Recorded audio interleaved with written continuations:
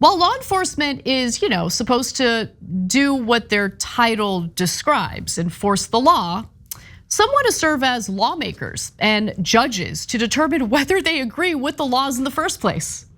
So the Constitutional Sheriffs and Peace Officers Association is a sheriff's organization that believes that sheriffs have the right to determine if a law or laws are unconstitutional and then choose whether or not they enforce those laws. Again, these are members of law enforcement. These are not individuals who are legislating or governing the country. They're not the ones who make the laws. We didn't elect them. We pay them, but they apparently don't want to do their jobs. They want to be the ones who decide whether or not the laws are okay. So one of their board members argues that the sheriff is supposed to be protecting the public from evil. When your government is evil or out of line, that's what the sheriff is there for, protecting them from that.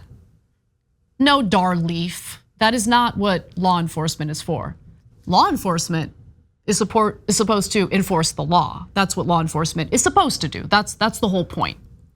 And I'm gonna back up for a second and just say this.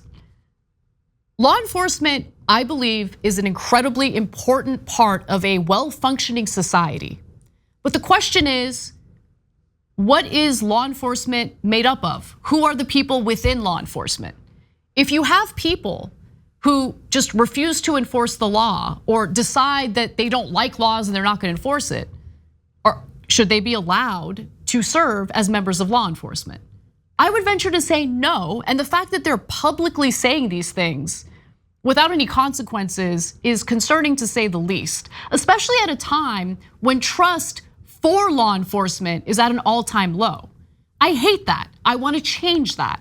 And the only way to change that is to create a system in which people feel that law enforcement is actually protecting and serving. That is not what's taking place here. Further, the organization's founder, Arizona Sheriff Richard Mack, argues that the safest way to actually achieve that is to have local law enforcement understand that they have no obligation to enforce such laws. Well, I live in Los Angeles. I've definitely experienced some of that. They're not laws at all anyway. If they're unjust laws, they are laws of tyranny. As you can imagine, we're not talking about cops who want to sit by and watch, let's say, someone shoplift without any consequences. No. It's very specific things they don't want to enforce, including gun control laws, a little problematic. During the coronavirus pandemic, they didn't want to enforce, mask mandates and other COVID-related mandates, and election fraud claims.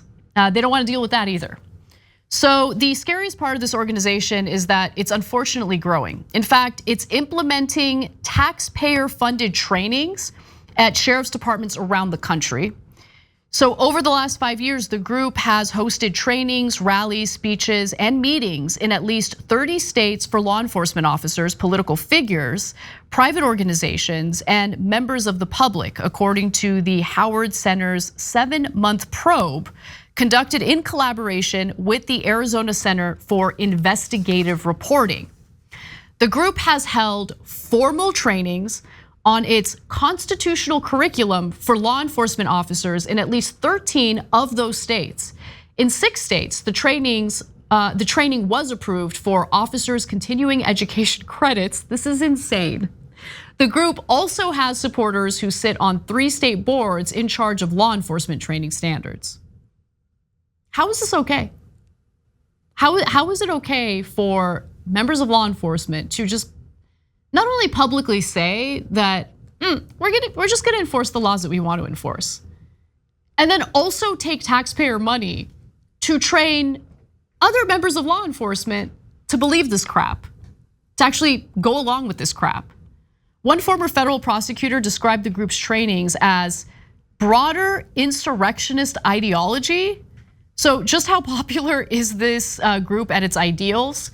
So since 2018, the Howard Center investigation found at least 69 sheriffs nationwide have either been identified as members of the group or publicly supported it, though at least one later disavowed the organization. A 2021 survey of sheriffs by academic researchers working with the nonprofit Marshall Project found that more than 200 of the estimated 500 sheriffs who responded agreed with the group's ideology. And look, this is different from, having discretion as a police officer or as a sheriff's deputy, right? So I'll give you an example. I remember talking to a deputy about an elderly woman who was caught shoplifting. And in this state, it wasn't the state of California, it was a different state. If the store decides they want to prosecute, the police officers are supposed to detain them. She decided, I'm not going to put this elderly woman in handcuffs. That's ridiculous. That kind of discretion, totally fine, but that is not what we're talking about here.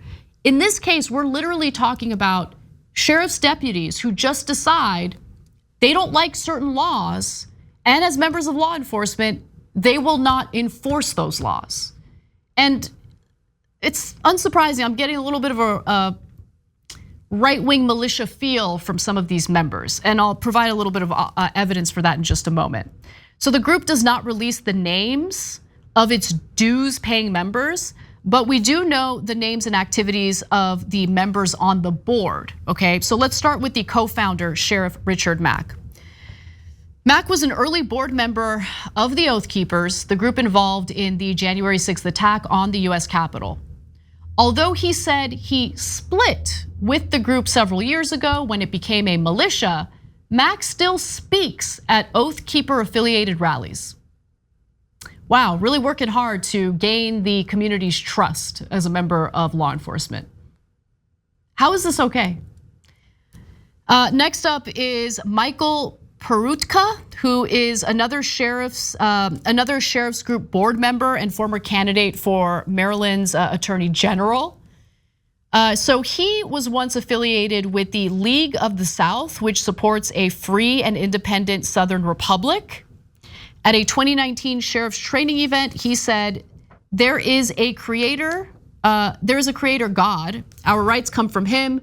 The purpose of civil government is to secure and defend God-given rights. Well, it's a little unconstitutional. I mean, it depends on what he means by God-given rights. If he means the rights that are enshrined in our Constitution, totally fine. There are religious people who think that the Constitution reflects rights that were given to us by God. But given his associations and some of his other political beliefs, I would venture to say, there's a little bit of an issue with how he sees the role of law enforcement. And last but certainly not least, board member and Michigan police officer Dar Leaf, who we heard from a little earlier. Leaf was actually, I can't believe these people are sheriff's deputies.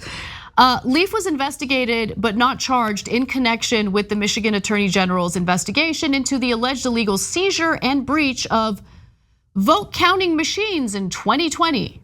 He also appeared at an election denier rally with two men later charged in the conspiracy to kidnap Michigan's Democratic governor, Gretchen Whitmer. We need massive reforms in policing in this country. And we need to do that at a time when police departments across the country are dealing with severe deputy shortages. This crap is not helping with any of that. And the fact that it's just happening out in the open with absolutely no backlash, with absolutely no consequences for people who literally do not want to do their jobs is a problem, to say the least. And this has been going on for years now. But thought you should all know that there are literally sheriff's deputies who think they're the ones who get to decide which laws they enforce and which laws they either ignore or refuse to, enforce basically because they just don't agree with it. They're allowing their personal political biases impact their ability to do their jobs. That's not all right. It wouldn't be all right if a judge did that, and it's certainly not all right when a member of law enforcement does it. Thanks for watching the video, guys. We also love it if you hit the join button below because that makes you a member, and members allow us to be independent, honest. We could be as progressive as we want, no corporate media influence, and that's all because of you guys. We love doing the show with our members. Hit the join button, become one of the Young Turks.